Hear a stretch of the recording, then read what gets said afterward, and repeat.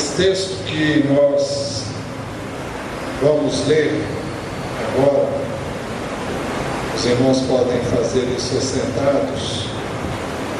Efésios 2, de 11 a 22, diz assim: portanto, lembrem-se de que anteriormente vocês eram gentios por nascimento e chamados incircuncisão pelos que se chamam circuncisão feita no corpo por mãos humanas, e que naquela época vocês estavam sem Cristo, separados da comunidade de Israel, sendo estrangeiros quanto às alianças da promessa, sem esperança e sem Deus no mundo. Mas agora em Cristo Jesus, vocês que antes estavam longe, foram aproximados mediante o sangue de Cristo, pois Ele é a nossa paz, o qual de ambos fez um e destruiu a barreira, o muro de inimizade, anulando em seu corpo a lei dos mandamentos, expressa em ordenanças.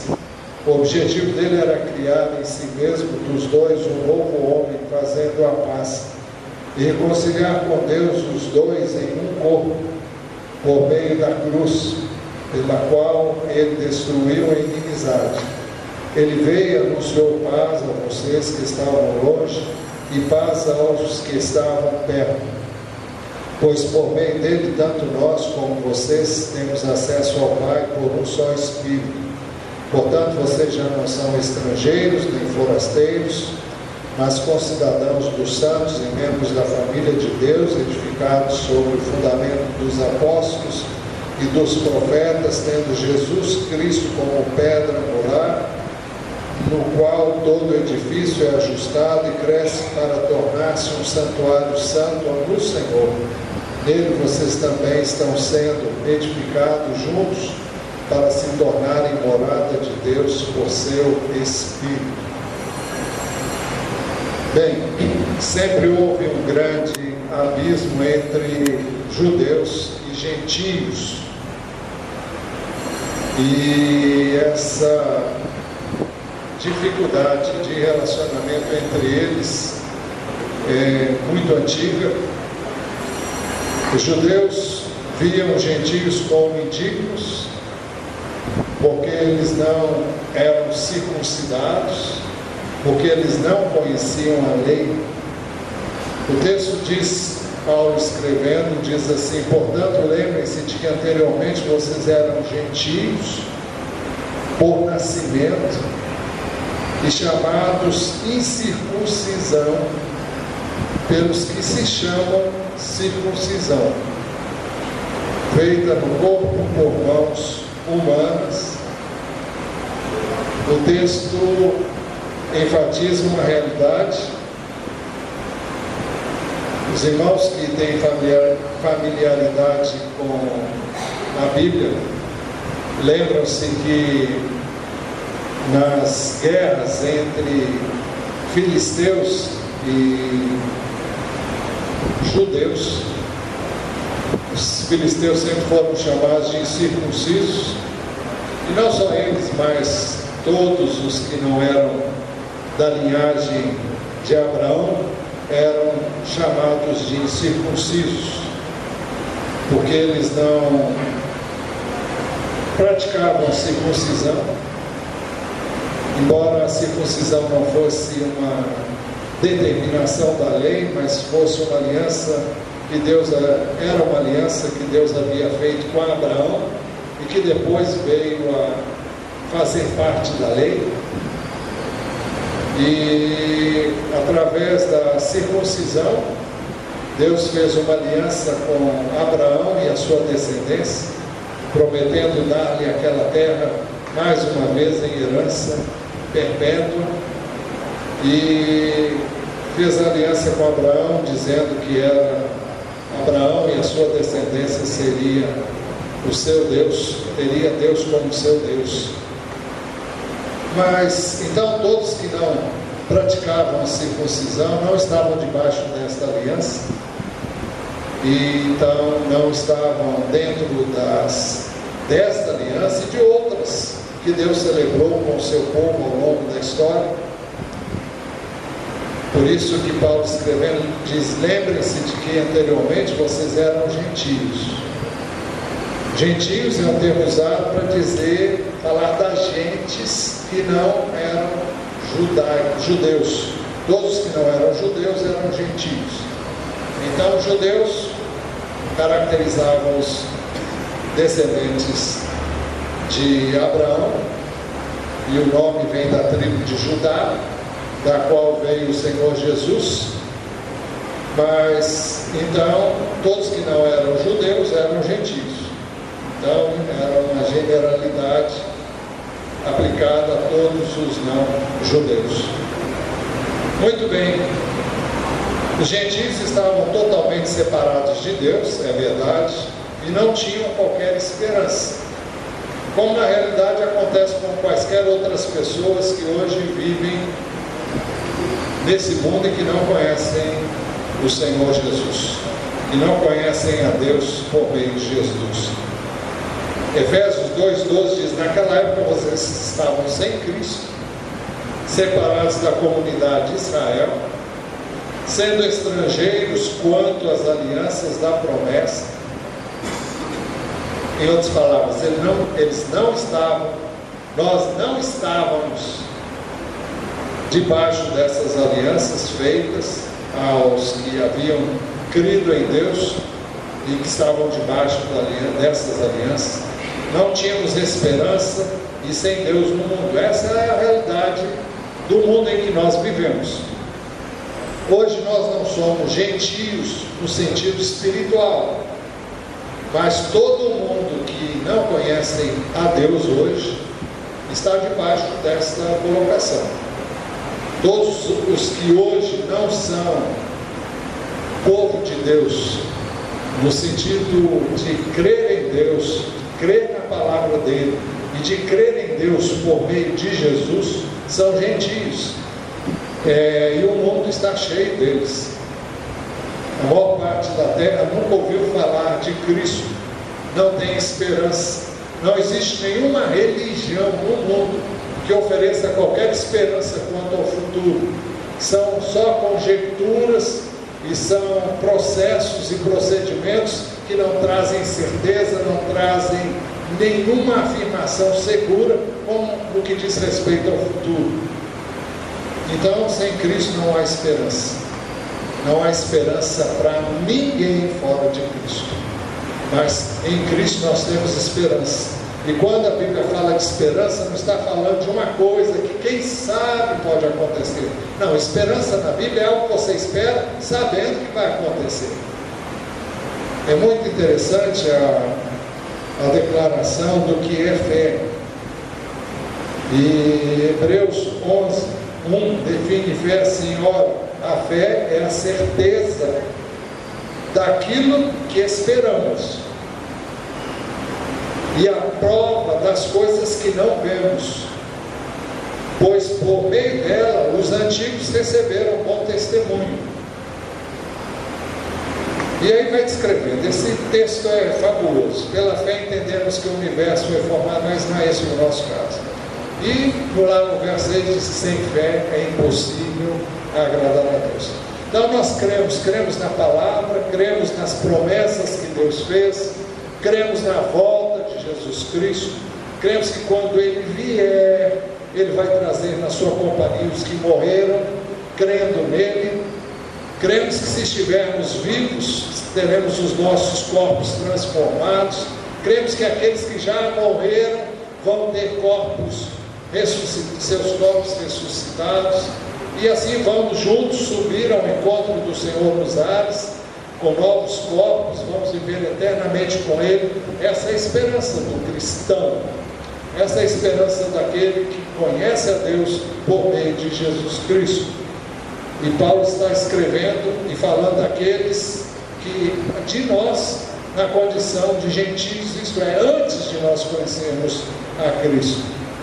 Naquela época vocês estavam sem Cristo, separados da comunidade de Israel, sendo estrangeiros quanto às alianças da promessa, sem esperança e sem Deus no mundo. Mas Cristo tornou possível a nossa união ou a união entre judeus e gentios. Os judeus estavam separados dos gentios. Por quê? Porque os gentios não criam o mesmo Deus que os judeus criam. Os judeus tinham uma mensagem, é a vinda do Messias. É claro que o Messias veio e a maior parte não creu nele. Ele veio para o que era seus e os seus não o receberam. Mas a todos quantos o receberam, deu-lhes o direito de serem chamados filhos de Deus, aos que creem no seu nome. Muito bem. Cristo tornou possível a união de judeus e gentios. Paulo escreveu: mas agora em Cristo Jesus, vocês que estavam longe, foram aproximados mediante o sangue de Cristo. Quem é que estava longe? Quais eram os que estavam longe? Nós, que um dia fomos gentios, que vivemos alheios a Deus, separados de Deus, estávamos longe. Mas hoje nós cremos na Bíblia como um todo. Cremos naquilo que está no Velho Testamento, que apontava para o que aconteceu, está registrado no Novo Testamento, ou seja, a vinda de Cristo. E Cristo possibilitou que judeus e gentios que viviam separados pudessem hoje tornar-se parte de um único corpo. Por meio de Cristo, as barreiras entre gentios e judeus foram então removidas, pois Ele é a nossa paz, o qual de ambos fez um e destruiu a barreira, o muro de inimizade. Havia inimizade constante entre judeus e gentios. Havia guerras entre judeus e gentios no contexto do Velho Testamento. E no Novo Testamento havia uma dificuldade de relacionamento e havia uma barreira muito grande, uma segregação que era fruto exatamente do fato dos gentios não adorarem o mesmo Deus, não servirem o mesmo Deus que os judeus seguiam. Mas por meio de Cristo essas barreiras entre gentios e judeus foram removidas. O texto diz: Ele é a nossa paz, o qual de ambos fez um e destruiu a barreira, o muro de inimizade. Cristo anulou no seu corpo a condenação determinada pela lei, anulando em seu corpo a lei dos mandamentos, expressa em ordenanças. O que é isso?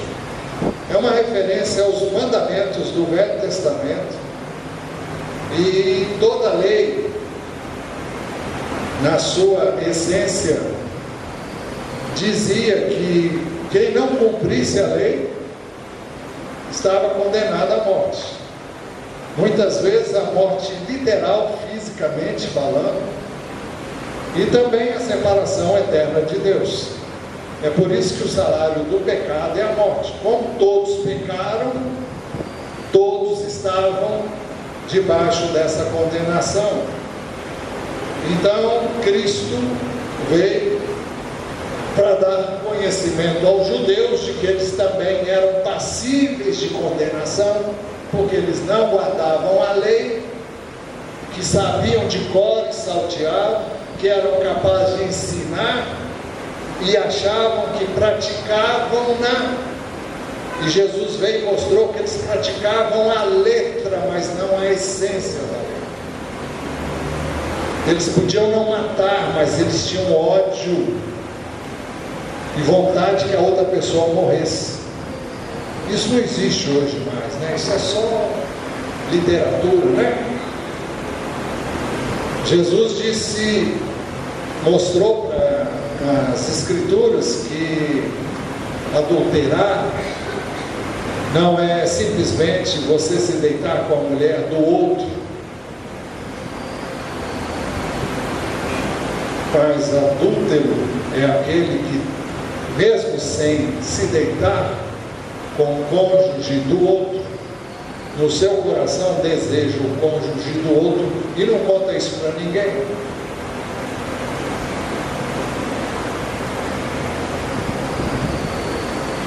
E assim Jesus foi mostrando que cumpridor da lei não é o que cumpre a letra, não é o que participa de cultos religiosos, não é o que se submete ao rito do batismo, não é o que carrega uma Bíblia debaixo do braço, mas é aquele que obedece essa palavra, não por força do mandamento, porque ninguém consegue obedecer essa palavra por força do mandamento, mas pelo Espírito de Deus, pela graça de Deus, através da qual Cristo pode viver a vida dele em nós. É por isso que o apóstolo Paulo diz: estou crucificado com Cristo. Vivo não mais eu, mas Cristo vive em mim. Esse viver que agora tenho na carne, vivo pela fé no Filho de Deus que me amou e a si mesmo se entregou por mim. Ele sabia que ele não poderia viver a vida cristã senão por Cristo, ou seja, a menos que Cristo a vivesse nele mesmo. Muito bem, Cristo anulou no seu corpo a condenação determinada pela lei. A lei nos mostrava e mostra quão pecadores eu e você somos, e a lei veio mostrar até os judeus que eles não eram cumpridores dela através de Jesus. Ele ensinou isso, de modo que tanto judeus como gentios fossem colocados debaixo de condenação para que pudessem ser salvos por meio da fé em Jesus. Então não é uma salvação resultante do expediente humano, seja do gentio, seja do judeu, mas como resultado da fé em Jesus. Então, em Jesus, judeus e gentios são uma só coisa: pecadores necessitados de salvação. E todos que querem a salvação devem abrigar-se em Jesus, que salva tanto judeus como gentios. Por isso que o texto diz: anulando em seu corpo, porque ele foi à cruz e levou sobre ele os nossos pecados, a lei dos mandamentos expressa em ordenanças. Então não é por esse meio, não é por esse processo que o homem é salvo. Por isso que ele levou sobre ele a condenação da lei, a morte, para que nós pudéssemos viver por meio dele. O objetivo de Cristo era unir judeus e gentios, formando nele, isso é, em Cristo, um único corpo. O objetivo dele era criar em si mesmo, nele mesmo, dos dois, um novo homem, fazendo a paz. Que novo homem é esse? Quando é que judeus e gentios se tornam um novo homem? Eu creio, embora não seja esse o entendimento de muitos, que esse novo homem não é outra pessoa, senão Cristo na igreja. Esse novo homem é o seu corpo, do qual ele é o cabeça, e do qual nós somos membros, e fazemos parte dele, através dele, da sua morte, do seu sangue derramado na cruz. Gentios e judeus, judeus e gentios, hoje formam um só corpo, podem cultuar a Deus juntos, podem amar a Deus juntos, podem exaltar a Deus juntos, porque estão debaixo da cobertura do mesmo sangue, o sangue do Cordeiro de Deus que tira o pecado do mundo. O objetivo dele era criar em si mesmo dos dois um novo homem, fazendo a paz, tornando possível judeu e gentio conviverem debaixo do mesmo teto, reunirem-se no mesmo lugar, cultuarem a Deus juntos, adorarem a Deus juntos, embora tenham culturas diferentes, embora tivessem, como tem ainda hoje, diferenças culturais enormes. como acontece hoje. Nós somos muitas pessoas, aqui mesmo, ainda que poucos, nós somos oriundos de famílias diferentes, temos costumes diferentes, pensamos de maneira diferentes de uns dos outros em muitos aspectos, mas em Cristo nós podemos ser um. Estamos debaixo do mesmo sangue, servimos o mesmo Deus, amamos o mesmo Senhor, fomos alcançados pela mesma graça. E dessa forma, Deus não faz distinção alguma entre A, B, C ou D. Somos todos iguais. Somos todos salvos por meio da fé em Cristo Jesus. A cruz tornou possível a união de judeus e gentios com Deus, destruindo a inimizade. Efésios 2:16, e reconciliar com Deus os dois em um corpo, por meio da cruz pela qual ele destruiu a inimizade. A cruz tem dois braços, e é uma figura também do que Cristo fez por nós na cruz. Um braço fala dos judeus, o outro braço fala dos gentios. E a cruz conseguiu juntar judeus e gentios e permitir que ambos tivessem acesso a Deus. As duas hastes da cruz têm o mesmo objetivo do nosso relacionamento com Deus. Assim, judeus e gentios hoje podem servir a Deus como um só homem, como um só corpo. Então a cruz tornou possível a união de judeus e gentios com Deus e destruiu a inimizade. Jesus veio e anunciou paz entre os que estavam longe de Deus, aqui, os gentios, e os que estavam perto de Deus, os judeus. Os judeus estavam perto porque eles conheciam a Deus há mais tempo, eles tinham uma história com Deus, eles tinham uma história mesmo a contar. Tudo começou com eles. O propósito de Deus de salvar o mundo veio através dos judeus. Por isso que Jesus mesmo diz que a salvação veio por meio dos judeus. Ele era judeu, ele era da tribo de Judá. Então, ele é o cumprimento da promessa que Deus fez a Abraão de fazer com que na descendência dele todas as famílias da terra fossem abençoadas. Então, ele veio e anunciou paz a vocês que estavam longe de Deus, e aos que estavam perto, porque ambos precisam da mesma salvação. Por meio de Cristo, judeus e gentios hoje têm acesso ao Pai no Espírito. Nós falamos da cruz, que tem duas hastes, mas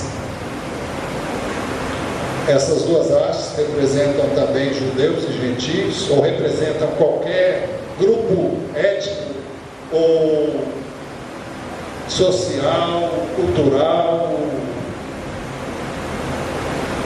regional, tudo que você quiser englobar aí.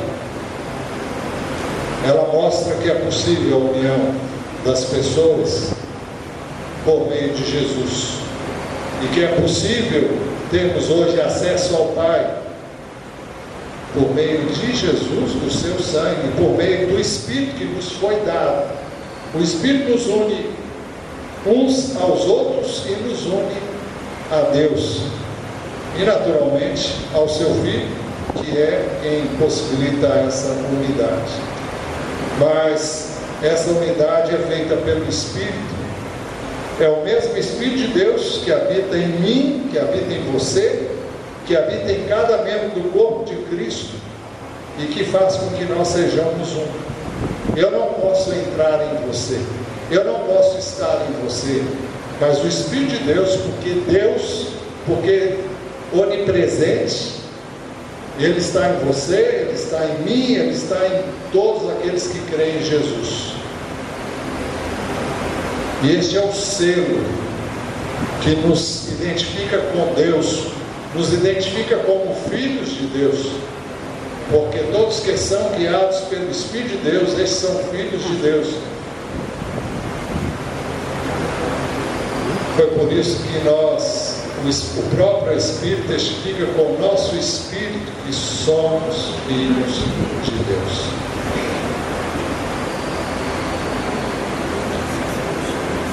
Então,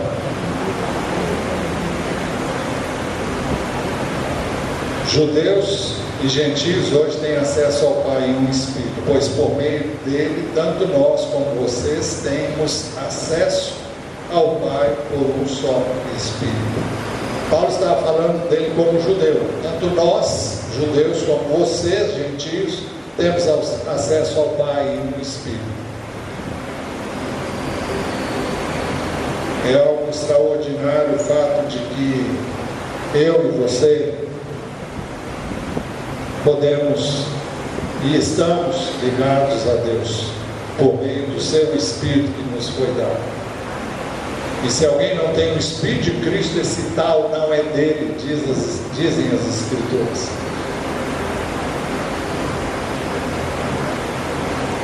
Por isso, judeus e gentios se tornam cidadãos dos santos, concidadãos dos santos e membros da família de Deus. Portanto, vocês já não são estrangeiros, nem forasteiros. Essa distinção não existe mais, e ela não pode existir na igreja de Deus, na igreja de Cristo. Portanto, vocês já não são estrangeiros nem forasteiros, mas concidadãos dos santos e membros da família de Deus. É isso que eu e você somos, concidadãos dos santos, pertencemos aos santos, resgatados e santificados por meio de Jesus, pertencemos à família de Deus.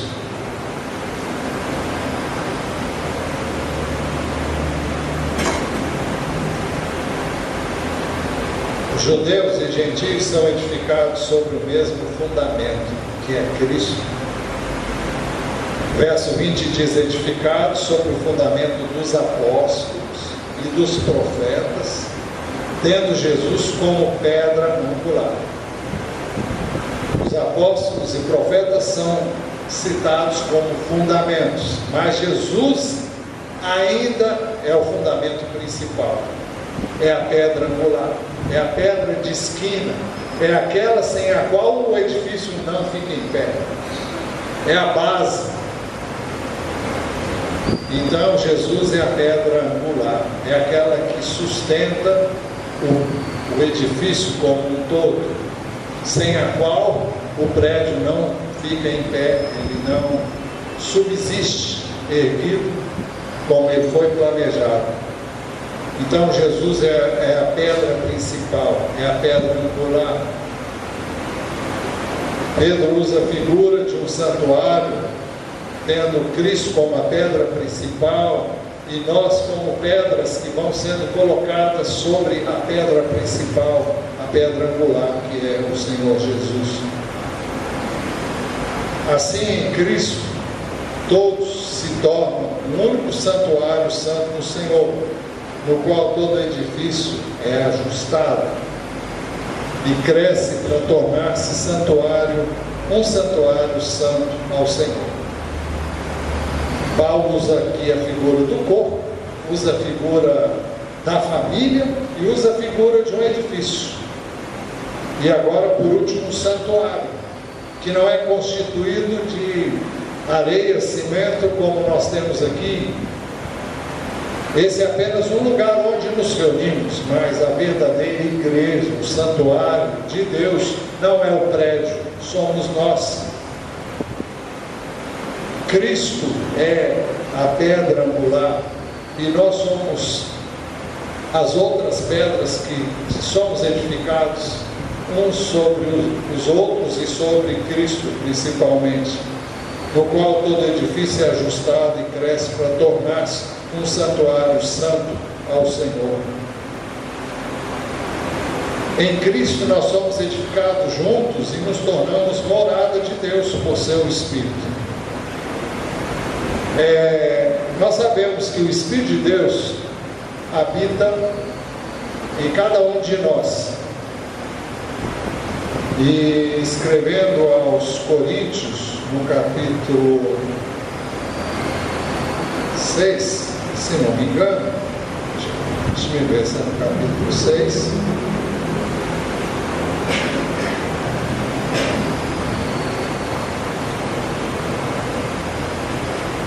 É aqui no capítulo 6 mesmo. Ele diz assim no verso 19: acaso não sabem que o corpo de vocês é santuário do Espírito Santo que habita em vocês, que lhes foi dado por Deus, que vocês não são de si mesmos? Vocês foram comprados por alto preço, portanto glorifiquem a Deus com o seu próprio corpo. Então, o meu corpo, o seu corpo é santuário do Espírito de Deus, e por isso ele deve ser santificado. Mas quando nós nos reunimos uns com os outros, nós nos tornamos corpo de Cristo, santuário de Deus, e é o lugar onde Deus habita e se manifesta. Por isso que Jesus diz porque onde estiverem 2 ou 3 reunidos em meu nome, ali estou eu no meio deles. Quando nós estamos reunidos numa célula, nós devemos estar conscientes de que vamos a um encontro do Senhor, a um encontro com o Senhor. Nós não vamos estar apenas uns com os outros, nós vamos ao encontro do Senhor. Ele é o cabeça, nós somos os membros do seu corpo. Nós devemos ter a expectativa de vê-lo na vida de uns dos outros. Quando vamos a um encontro de célula, eu e você devemos estar esperando ver o Senhor. Em quem? Na vida de cada um dos membros da célula. Eu devo estar orando e pedindo que Deus se manifeste na vida do meu irmão, da minha irmã, que eu ouça Ele falar comigo através daquilo que Ele quer dizer para mim ou para quem estiver lá, através de cada irmão. Eu não estou falando de profecias, ainda que possa haver profecia. Eu não estou falando de revelação, ainda que possa haver revelação. Eu estou falando que Deus pode usar qualquer membro da célula, desde que ele seja membro do corpo de Cristo.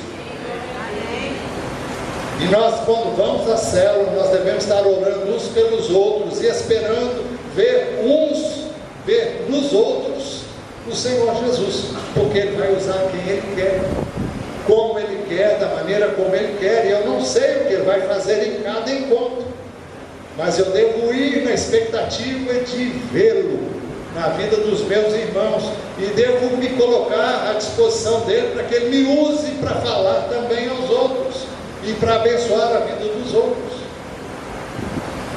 Por isso que ninguém deve ir a um encontro de célula sem antes orar. Se você puder, jejue. Se você puder, busque a Deus e ore em favor da liderança da célula, ore em favor dos cânticos, ore em favor de tudo que vai acontecer ali, para que você veja o Senhor ali. Quando nós nos reunimos aqui, nós nos reunimos para ver A, B ou C. Nós reunimos para ver o Senhor na vida de cada irmão.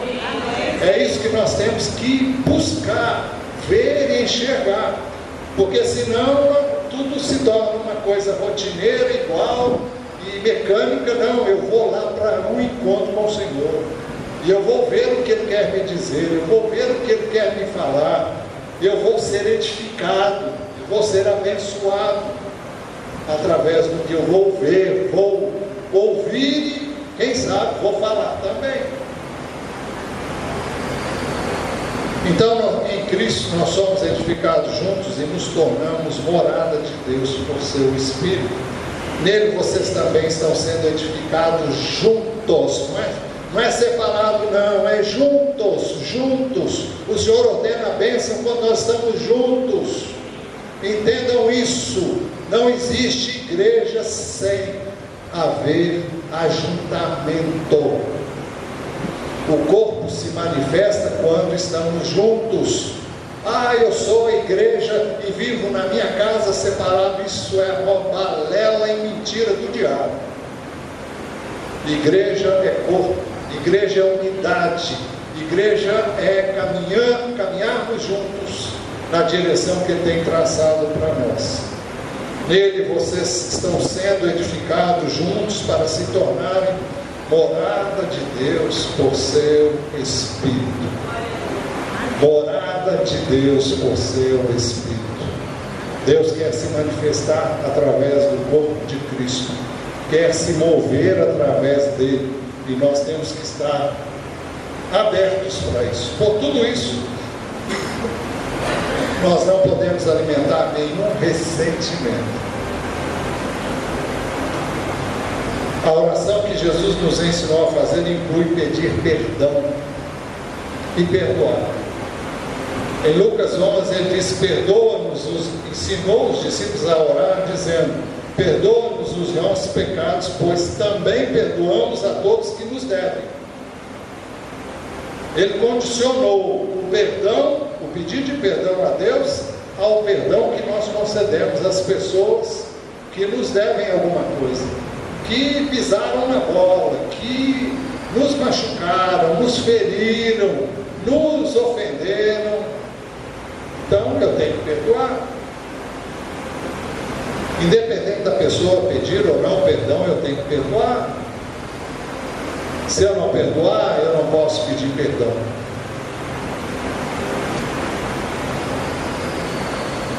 Por isso, nós não podemos alimentar nenhum ressentimento. Jesus ensinou também, está registrado em Mateus, dentro do mesmo contexto, a mesma oração: perdoa as nossas dívidas assim como perdoamos aos nossos devedores. Para obtermos o perdão, nós precisamos perdoar. Mateus 6,14: pois se perdoarem as ofensas uns dos outros, o Pai Celestial também lhes perdoará. Mas se não perdoarem uns aos outros, o Pai Celestial não lhes perdoará as ofensas. Estou salvo, mas não falo com fulano, não me dou com ciclano. Maior balela do mundo, não existe isso. Ou você se arrepende, se converte, vai falar com outro irmão, ou então você está fora do reino. Que isso, eu creio em Jesus, crê. Até o diabo crê, e ele vai para o inferno, vai ser lançado no lago de fogo. Perdão não é uma coisa: se eu quiser eu perdoo. É claro que se você quiser, você perdoa. Se quiser, não perdoa. Mas se você não perdoar, você vai para o lugar onde vão aqueles que não têm perdão.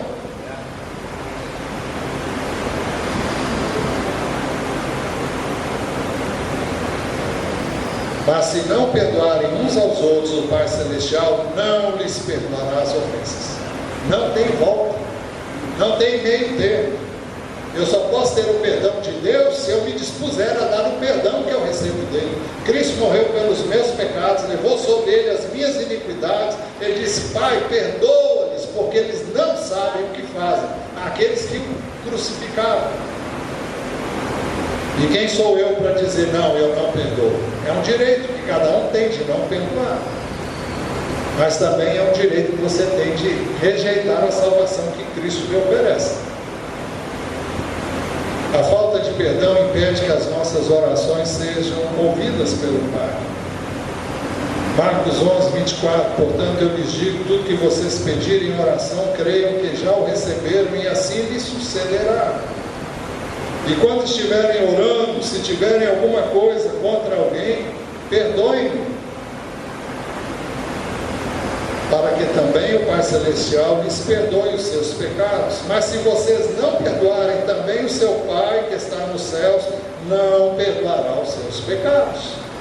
É simples e não tem volta, não tem outro jeito, não tem outro caminho. Satanás tira a vantagem que ele sabe tirar quando vantagem da falta de perdão. Paulo, escrevendo segundo aos Coríntios, capítulo 2, verso 10, diz: se vocês perdoam a alguém, eu também perdoo. E aquilo que perdoei, se é que havia alguma coisa para perdoar, perdoei na presença de Cristo por amor a vocês, a fim de que Satanás não tivesse vantagem sobre nós, pois não ignoramos as suas intenções. Paulo diz: olha, eu perdoei para que Satanás não tenha espaço na minha vida, para que ele não tire vantagem da minha falta de perdão. Eu não vou dar esse lugar para ele, eu não quero dar esse espaço para ele. Eu conheço como é que ele trabalha, eu sei como ele faz para que realmente haja esse tipo de sentimento, para que ele então consiga entrar, consiga roubar, consiga matar, consiga destruir, porque essa é a sua função. Mas para ele entrar e ele assolar, ele tem que ter uma porta, e a porta de entrada é a falta de perdão.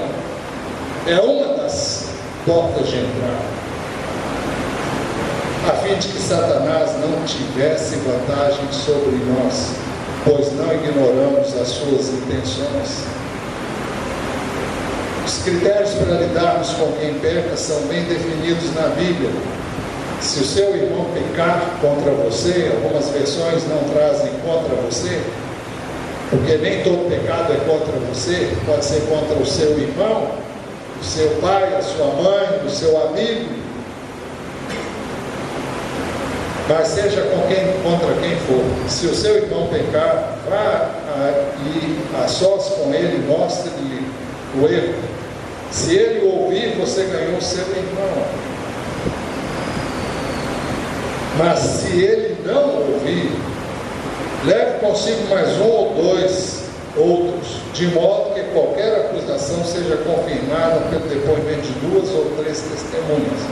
Se ele se recusar a ouvir, conte à igreja. E se ele se recusar a ouvir também, a igreja trate-o como pagão ou publicano. Se você vir seu irmão pecar, vai lá e fala com ele. Não deixa o outro falar, é você que viu, você vai lá e fala. Se você não falar, você é conivente com ele. Você é cúmplice dele no seu pecado. Então vai e fale. Diga a ele: olha, isso é errado, isso é pecado.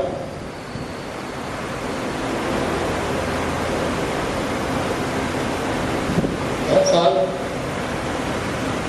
Ele pode ter 2 atitudes: ele vai te ouvir, vai se arrepender, vai pedir perdão, vai ser reconciliado com Deus e com quem ele, contra quem pecou. Se foi você, vai se reconciliar com você. Se não, você orienta ele para ir falar com quem ele ofendeu, para pedir perdão e obter o perdão. Mas se ele se recusar a ouvir você, você vai pegar mais uma pessoa e vai lá, vai falar com ele novamente. Aí, se ele recusar-se a ouvir você, você então já tem uma testemunha e você vai levar o caso à igreja. A igreja vai chamá-lo. Se ele se recusar a vir para responder pelo que fez, então ele deve ser considerado como um gentio. E o gentio no termo bíblico é aquele que não tem Deus, aquele que está separado, aquele que não anda nos caminhos de Deus. Um dia fomos gentios, mas nós encontramos a Jesus e hoje somos povo de Deus. Não há limite para perdoar quem quer que seja. Mateus 18, 21. Então Pedro, aproximou-se de Jesus e perguntou: Senhor, quantas vezes deverei perdoar a meu irmão quando ele pecar contra mim? Até 7 vezes? Jesus respondeu: eu lhe digo, não até 7, mas até 70 vezes 7. E 70 vezes 7 não são 499, é uma forma de dizer, olha, a perder de vista. Quantas vezes forem necessárias, perdoe o seu irmão.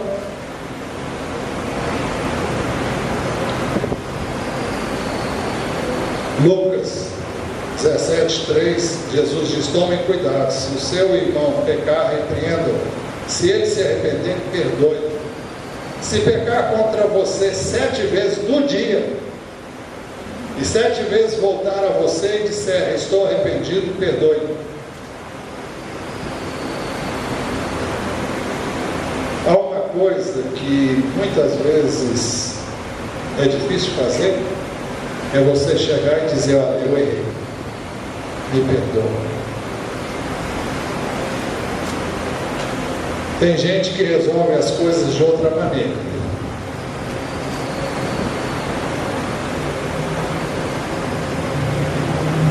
Você já viu falar no morde e assopra? Tá? Tem irmão que vai lá e dá uma mordida no outro. Depois ele se arrepende, ele vai lá e sopra. Já viram isso? O que ele está dizendo? Coitadinho, ficou machucado. E ele está dizendo que está arrependido do que fez, está querendo consertar a situação. Mas Jesus diz que a gente deve dizer, olha, estou arrependido, me perdoa. É uma coisa que faz muito bem. Para mim, faz para você, faz para quem fala, faz para quem ouve. Conclusão: a base da nossa fé é o perdão de Deus mediante nosso Senhor Jesus Cristo. Não existe fé cristã sem perdão. O que caracteriza a cruz é o perdão que Deus nos oferece através de Jesus. O ponto básico da nossa fé é o perdão. Nós somos perdoados. Eu morava em Brasília e gostava de ouvir um programa que eu nem lembro mais o nome. Era um programa de televisão nos Estados Unidos que eu conseguia pegar no rádio do carro FM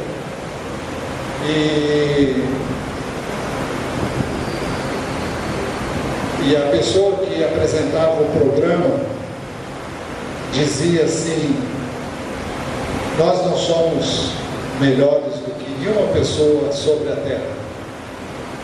Eu e você não somos melhores do que qualquer pecador aí na terra. O que nos diferencia é que nós somos perdoados. Você já viu verdade mais gloriosa do que esta? Eu e você, nós somos melhores do que qualquer pessoa sobre a terra. A vantagem que nós temos sobre os que não creem ainda é que nós fomos perdoados. E é isso que as pessoas precisam saber, que há perdão. Se nos recusarmos a perdoar alguém, estaremos negando perdão a nós mesmos e seremos condenados à morte eterna. Marcos 11:25. E quando estiverem orando, se tiverem alguma coisa contra alguém, perdoem-no, para que também o Pai Celestial lhes perdoe os seus pecados. Mas se vocês não perdoarem, também o seu Pai que está nos céus não perdoará os seus pecados. Isso não significa que eu e você sejamos salvos porque perdoamos alguém. Primeiro eu tenho que receber de Deus o perdão através de Jesus. Daí em diante eu posso perdoar as pessoas que me ferirem, me machucaram. E se eu me recusar a fazê-lo, eu estou recusando o propósito de Deus ao me dar perdão. Tudo que eu tenho para dar. Eu recebo perdão para dar perdão. Eu recebo amor para dar amor. De graça recebestes, de graça dai. Você pode dizer amém?